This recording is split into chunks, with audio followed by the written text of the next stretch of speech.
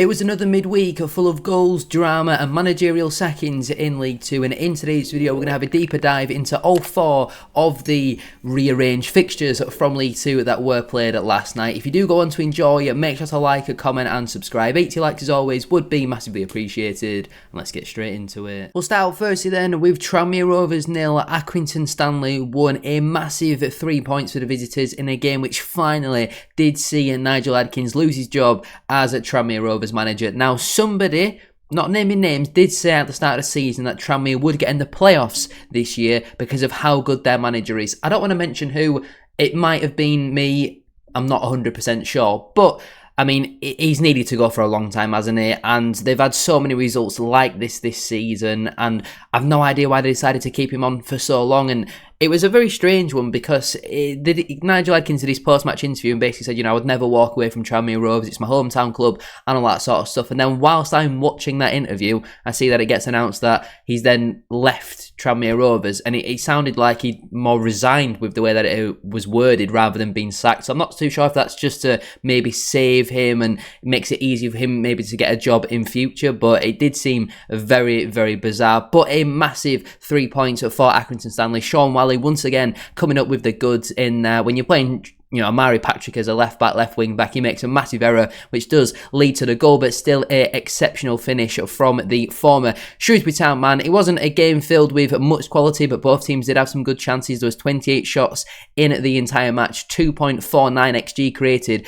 between the two sides as well. Ash Hunter missed an unbelievable chance in the first half, and Tranmere dominated possession, had 18 shots, only 4 of them on target. I think 3 of them all came in like the same 10-second period where it was some really good body on the line type defending from Accrington Stanley. But you look at the head-to-head between both teams going into this game. Tranmere haven't won since the beginning of January, and even then that's only their Tranmere won once since the middle of December, and somehow Nigel Adkins has kept his job for this long. Look at that run of form. That's like 3 points picked up out of like 24, something crazy like that. How on earth he kept his job for that long, I will never know. Accrington, their last win before this game was a little bit more recent than that, the end of January, but even then they'd been on a pretty poor run of form. When they played against my team Bradford City, they didn't really offer all too much, to be fair. I think both teams really lack quality in front of goal, but Sean Wally is obviously the difference, and he didn't play against my team Bradford City, but you can see why he's been a big threat for Accrington so far this season. It was a massive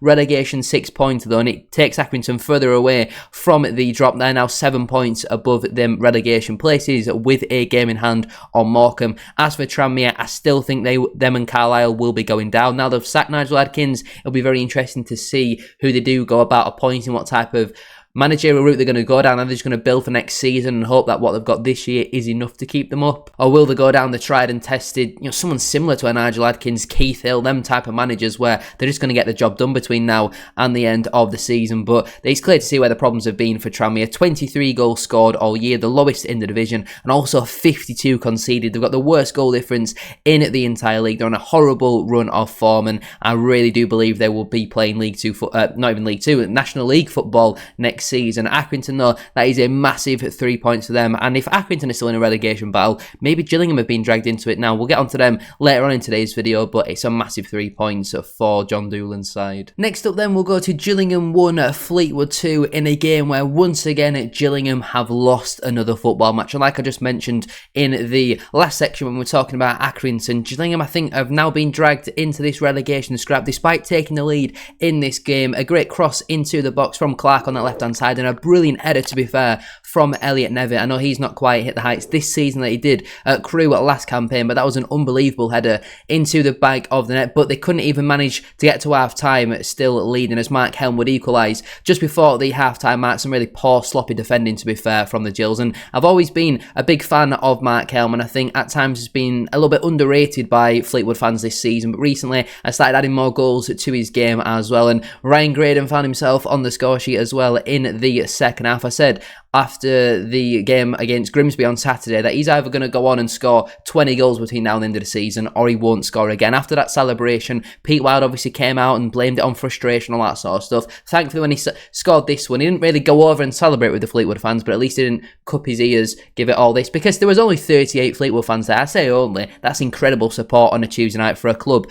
like Fleetwood. And I mean, Ryan Graydon would have been able to pick out every single one of them Fleetwood fans' faces if he saw them then in the street, because there was only that little of them, so he can't really be doing it there. But thankfully for him, he celebrated normally this time, and yeah, who's to say that he can't go on and score plenty of goals between now and the end of the season. Gillingham had some really good opportunities in that second half. They hit the crossbar, the Fleetwood keeper made a couple of decent saves as well. There was 28 shots in the game, only 10 of them on target. Both sides created over one expected goal as well. Gillingham largely dominated possession in the game, but that's what you would expect when you're playing against a Pete Wild team. I was going to say a Fleet Wild team, but no, a Pete Wild team at Fleetwood. Obviously, they've been on a pretty poor run of form recently, so big credit to all those Fleetwood fans who did make the journey down. I still don't think they'll have enough to get into the top 7 this season, but it's about building for next year. Well, obviously, they're going to lose a few key pieces in the summer. We expect the likes of Brendan Weirdo to finally get his move into League One, but it's an important 3 points for them just to kind of keep any real glimmer of getting into the playoffs alive, because stranger things have certainly happened at this level. And obviously Gillingham, I really do believe they're now dragged into this relegation battle. They're still 9 points above the drop zone with a game in hand, and I don't think they will end up getting relegated, but I think it'd be daft to say they're not in a relegation battle when they haven't won a football match for a very long time. We have a look at the head-to-head for Gillingham. Their last win came in the middle of December, a 1-0 win away at MK Dons. Since then, they've only picked up 5 points, 6 points in that time, since the middle of December. That's not good enough, but despite that, it is still a big win for the Cods. It was very late drama at the Johnny Rock Stadium as Cheltenham scored 2 goals after the 90th minute to rescue a point against league leaders Walsall FC. The Saddlers took the lead inside the first minute through Ellis Harrison, a long throw into the box. It was actually a good save, to be fair, after the header from the goalkeeper, but then Ellis Harrison just pokes a toe out and it slowly trickles over the line, and you think, well, if there's a team who's going to go on and win the title this season, they're the type of goals that sometimes you have to score. It's not very pretty, but they are very scrappy. The lead was doubled in the 79th minute. Cheltenham are trying to play out from the back. Bradford City loanee Sam Stubbs gets caught in possession by Albert Adoma, rounds the Cheltenham keeper, finishes into the back of the net, and you're thinking 2-0, 10 minutes to go, surely that's job done. And some would argue there was a big element of luck between the two at Cheltenham goals. There were obviously 2 deflections to play their part in both of them, but the first one is a good finish from former Walsall and Bradford City man George Miller, and you're thinking, yeah, it's probably just a consolation goal. But then there's some, I think it comes from a long throw from Cheltenham, some scrappy play. George Miller eventually lays the ball off to Jordan Thomas. He takes a shot, and it does take a deflection, and it finds its way into the top corner. It was great scenes for the Robins fans. I think the best part about this game is as Jordan Thomas takes his shot, there's a Walsall fan who you can hear very clearly, he just shouts, no! And then the ball goes into the back of the net. It's absolutely perfect timing, isn't it? But maybe concerning times again for Walsall. They're struggling to see out leads, and you look at the stats again, they've created 2.26 XG, but their only 2 shots on target all game did result in a goal, and that's obviously not very sustainable. You see Cheltenham, they had some real good chances in the game. 15 shots, nearly 60% of the ball, 5 on target. And again, we go back to some people dubbing this Walsall side as the best that League Two has ever seen.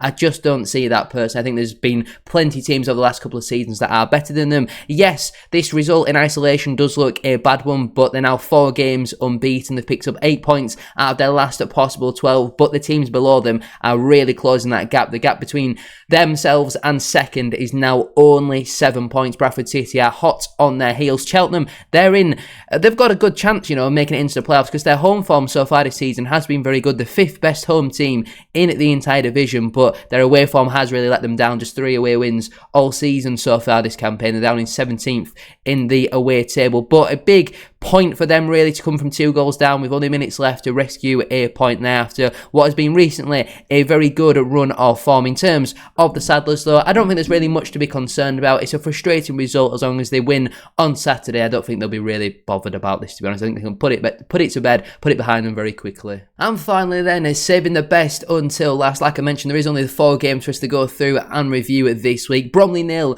Bradford City 1. Another big 3 points for Bradford City. We know we're pretty much going to win every home game between now and the end of the season. We've won 9 in a row. We're almost unstoppable at Valley Parade, but prior to this game, we only had 3 league away wins all season. We'd only won once away from home since the 12th of October, so there wasn't too many people going into this game confident, as obviously Bromley had come off the back of 3 straight victories, but we dominated them. We absolutely controlled this game. A very comfortable 1-0 win for us. It should have been more. Anthony Sarsfield had the ball in the back of the net. Once again, he was adjudged to have been offside, which looks like once again, another bad decision from the officials. Thankfully, in the end, it didn't cost us. Bobby Poynton's 82nd minute strike was enough to secure all 3 points for Bradford City, but Jamie Walker coming on off the bench, getting the assist, having that impact that we need him to do so, because at one point in the middle of January, it looked like his Bradford City career was done with all the attacking midfielders we brought in January. Again, it's a game where we've made loads of changes and still got the job done, but Jamie Walker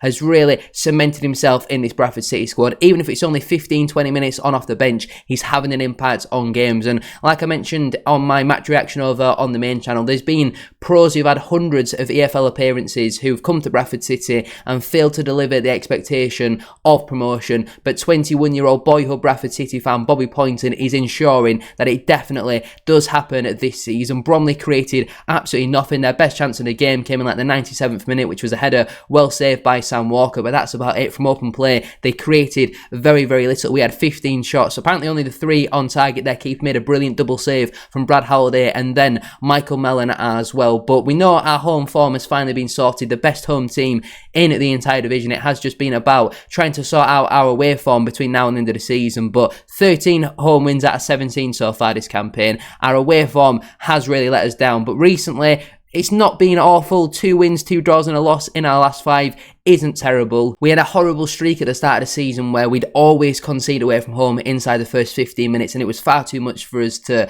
just kind of get back over on that and then try and reclimb, and you're always fighting an uphill battle between then and the end of the game. But recently we've been a lot more solid away from home. We went away to Birmingham, put in a real shift in that game. Probably could have got something out of it on another day, but it looks absolutely amazing to see us up in second in the table. Yes, if Wimbledon, Notts County and Port Vale win their games in hand, we would drop down to 5th in the table, but I'd much rather have points on the board than at games in hand, because it now puts the pressure on Wimbledon, Notts County and Port Vale. In terms of who I think will finish in that top 3, it really does change game after game. There's a lot of consistency, then inconsistency between loads of different teams at the top end of that table. I think Doncaster are in that top 3 for me. I think Wimbledon are far too consistent, and then I think it will be between Walsall and Bradford for that final spot. I think Notts County, they draw far too many of them games, like at home to Bromley, at home to Gillingham where they lost. They just have a few too many of them moments, and when they lose their star power, like the likes of Jody Jones, David McGoldrick, they really do struggle to score goals. Then despite when they do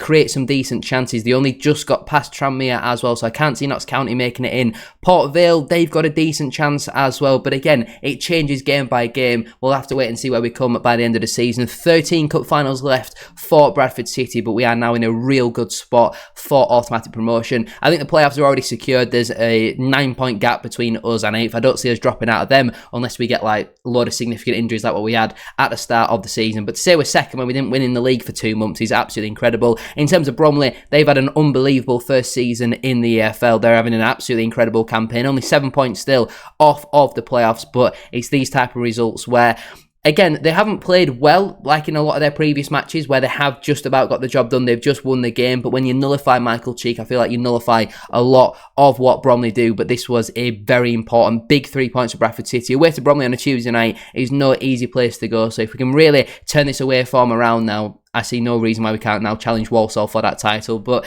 again, I don't want to get ahead of myself. We've been not in a position like this, but we've been in and around the playoffs in many years gone by, and then we've just faded away come the end of it. So I'm hoping we can remain consistent between now and the end of the season. But Bobby Poynton, what a special talent he is. Is he the best young player in this division? 21 and under, is he the best player? I can't really think of any better off the top of my head. But anyway, I'm going to leave it there then for today's video. If you have enjoyed, don't forget to drop a like on there for me and subscribe to the channel as well if you are new. 80 likes, as I said at the start of today's video, will be massively appreciated. And don't forget to get your thoughts in on your team's performance down in the comment section down below. Who do you think is getting promoted? Who do you think is getting relegated? And what are your thoughts on Tranmere sacking Nigel Adkins? Thank you all for watching, and I'll see you very soon for another one.